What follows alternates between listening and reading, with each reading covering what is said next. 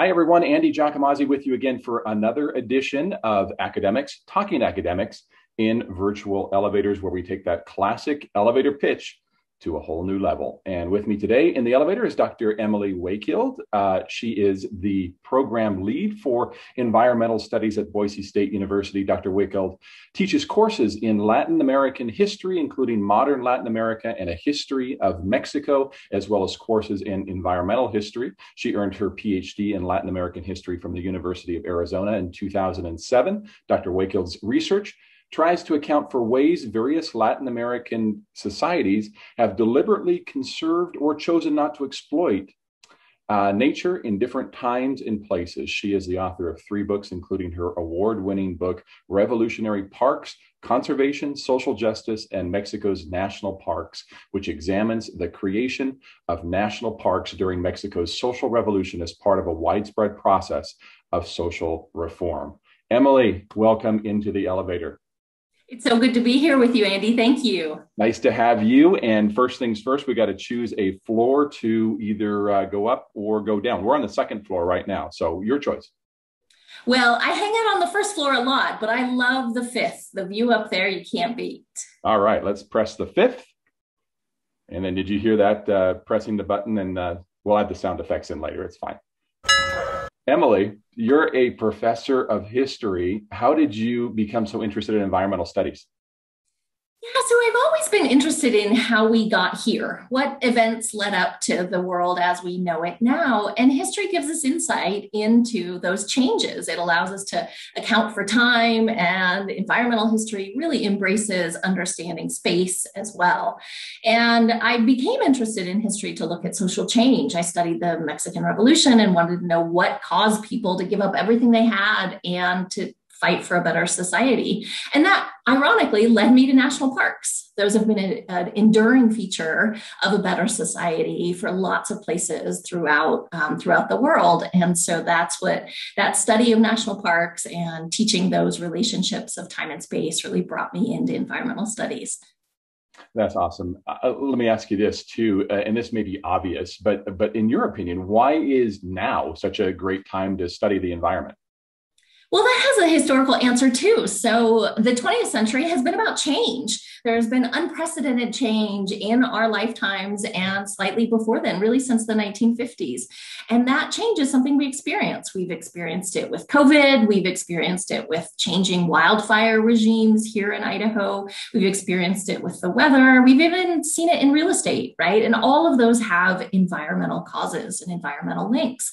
And so if the 20th century was about change and disruption, the 21st century and where our students are at is about solutions to some of those changes and innovations to adapt to that change, to become more resilient, and to think forward about a more sustainable future. We mentioned earlier that you are the program lead for environmental studies program here at Boise State. Tell us a little bit about why this is a really good place to pursue a degree in environmental studies. Boise State is becoming a premier place to study environmental studies because our program is an old program with a new face. And it has been redesigned in the last 2 years by a team of amazing faculty to become a problem-based learning centered program. So we have our core classes rooted in issues and experiences here in the Treasure Valley and throughout Idaho. So some examples of those are the rehabilitation of urban brownfields. They include site visits to the National Interagency Fire Center, and they also include things as interesting as hopeful as the return of beavers and beaver dam analog systems that support wetlands. And this focus on problem-based learning and this ability for students to understand the different systems at play in environmental networks prepares them to study the environment and to think critically about the world around them. Tell us a little bit about the career opportunities that are available for someone with a degree in environmental studies, Emily. Yeah, apparent at graduation a few years ago told me that they were so thrilled with what their daughter had learned in environmental studies and that they saw interdisciplinary programs as the new liberal arts. And I think that that's a beautiful metaphor for the kind of training our students get. They do get technical and professional skills, but they're not aligned to a single individual career. They take classes in GIS, they learn to be analytical writers, and they perfect their critical thinking skills in our classes. And so they come out with a broad-based and very, very intensely subject-oriented set of lenses that they can apply to solving and addressing problems all throughout the environmental realm.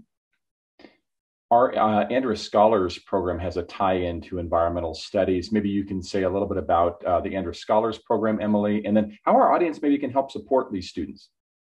Yeah, the Andrus Scholars is our signature internship program, and many of our best students go on to become Andrus Scholars, which means they're matched with an agency for a summer-long intensive experience, and they serve in a variety of different agencies from federal, state, and nonprofit institutes that work for the environment, and they're matched with mentors in there, and they're also paid a living wage for doing that work. They become a part of a network of Andrus Scholars that is becoming intergenerational, happening every year, and it's really an incredible way of supporting some of this internship work that our students do.